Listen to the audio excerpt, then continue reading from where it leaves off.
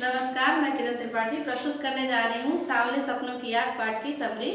इसे लिखा है जाबिर हुसैन ने। दरअसल यह पाठ जो है एक शब्द चित्र है, एक व्यक्ति का शब्द चित्र है। वो व्यक्ति है सालिम अली, मशहूर पक्षी विज्ञानी सालिम अली। सालिम अली की मृत्यु 1987 में हो गई थी। उनकी मृत्यु ने लेखक को झकझोर दिया और लेखक मृत्यु के अवसाद से प्रेरित होकर के यह पाठ लेखक ने लिखा। जैसा कि इस पाठ का नाम ही है सांवले सपनों की याद। सांवले का अर्थ होता है काला या धुंधला, और सपना जो यथार्थवाद से परे हो, जो काल्पनिकता हो। तो काला या सांवला जो होता है दुख का प्रतीक होता है। तो सालिम अली को याद करना मतलब किसी दुखद सपने को याद करने जैसा है। लेखक का सालिम अली से बहुत गहरा लगाव था, बहुत ज़्यादा अटैचमेंट था। तो सालिम अली की मृत्यु ने लेखक को झकझोर दिया। दरअसल इस पाठ के जो लिखने के पीछे लेखक का जो उद्देश्य था, जो मकसद था, वह यह भी था कि हम लोगों का जो दृष्टिकोण है, दृष्टिकोण में थोड़ा सा परिवर्तन ला सके, क्योंकि हम सब प्रकृति का हिस्सा हैं और पशु पक्षी भी प्रकृति का हिस्सा हैं। और हम लोगों को थोड़ा बहुत सालिम अली जैसे तो हम लोग नहीं बन सकते, लेकिन हम लोगों को भी थोड़ा बहुत पशु पक्षियों के प्रति उदारवादी दृष्टिकोण को अपनाना चाहिए। तो पाठ के शुरुआत में लेखक ने कहा है कि सालिम अली की शव यात्रा हो रही है और आगे आगे लोगों का भीड़ जा रहा है, हुजूम जा रहा है। लेकिन यह यात्रा अन्य यात्राओं से अलग है, भिन्न है। कैसे अलग है?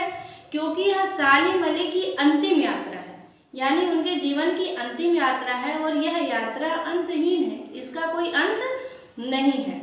तो लेखक ने कहा है कि जिस प्रकार से कोई चिड़िया अपने मृत्यु के बाद दोबारा अपने घोंसले में नहीं आ सकती, अपने जीवन का मीठा गीत नहीं गा सकती, उसी प्रकार से सालिम अली भी इस संसार में दोबारा नहीं आ सकते और जिंदगी के मीठे गीत को भी नहीं गा सकते।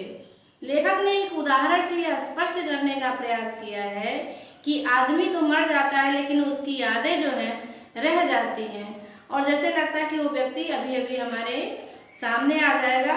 लेखक ने भगवान श्री कृष्ण का उदाहरण दिया है कि जाने कब वृंदावन में श्री कृष्ण ने गोपियों के साथ रासलीला रचाई होगी, जाने कब गोपियों से छेड़छाड़ किया होगा, जाने कब मटके फोड़े होंगे।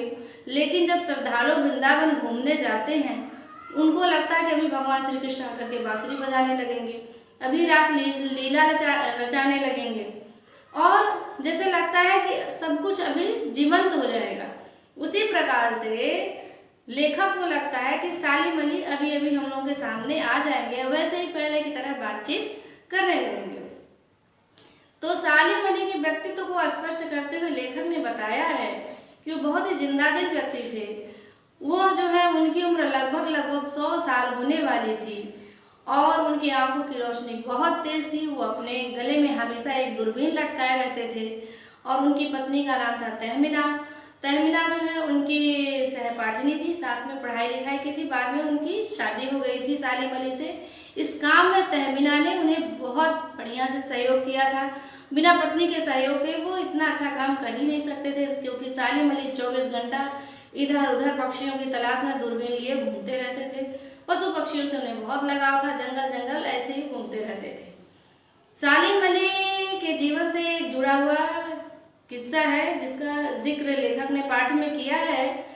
लेखक बताता है कि केरल में एक साइलेंट वैली है और पश्चिमी हवाओं के कारण उस वैली को काफ़ी नुकसान पहुंच रहा था। भविष्य में इसका बहुत ही बुरा परिणाम होने वाला था, बहुत ज़्यादा पशु पक्षियों का विनाश होने वाला था। सालिम अली इस जो समस्या से काफ़ी परेशान हो गए और इसको लेकर के वह चौधरी चरण सिंह से मिलने गए। उस समय चौधरी चरण सिंह भारत के प्रधानमंत्री हुआ करते थे और वह बहुत ज़मीन से जुड़े हुए व्यक्ति थे। सालिम अली ने जब यह वृतांत बताया तो इस बात को सुनकर के उनकी आंखों में आंसू आ गए। तो लेखक कहता है ना, अब सालिम अली जैसा कोई व्यक्ति रहा और न चौधरी चरण जैसा ही कोई व्यक्ति रहा। लेखक सालिम अली की तुलना D.H. लॉरेंस से करता है। D.H. लॉरेंस जो है एक उपन्यासकार थे, वो भी बहुत ज़्यादा पक्षियों से प्रेम करते थे। DH लॉरेंस की जब मृत्यु हो गई तो उनकी पत्नी से पत्रकार मिलने आए और उन्होंने कहा कि DH लॉरेंस के बारे में कुछ बताइए। तो उनकी पत्नी एकदम निशब्द हो गई।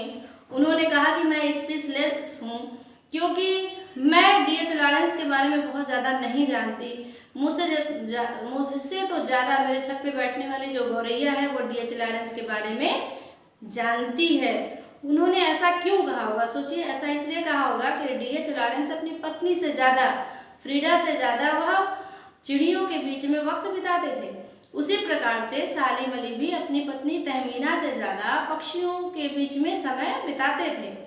लेखक ने कहा है कि सालिम अली के जीवन में एक ऐसी घटना घटी, उस घटना ने सालिम अली के जीवन की दशा और दिशा को बदल दिया।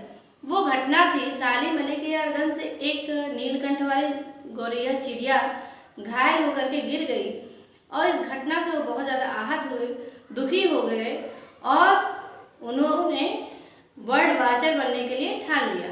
वो पक्षी विज्ञानी बन गए। तो कोई ना कोई घटना जो होती है हर आदमी के जीवन में एक टर्निंग पॉइंट लाती है। इस घटना ने सालिम अली के जीवन की दशा और दिशा को बदल दिया था। तो आपने क्या सीखा इस पाठ के माध्यम से? ये सीखा कि यह पाठ जो है संस्मरण है और इसे डायरी शैली में लिखा गया है और इस पाठ के माध्यम से लेखक ने हमें पशु पक्षियों के प्रति उदारवादी दृष्टिकोण अपनाने के लिए प्रेरित किया है। साथ में सालिम अली जैसे व्यक्तित्व से हमें परिचित भी करवाया है। इसी के साथ हमारा ये पाठ समाप्त होता है। नमस्कार।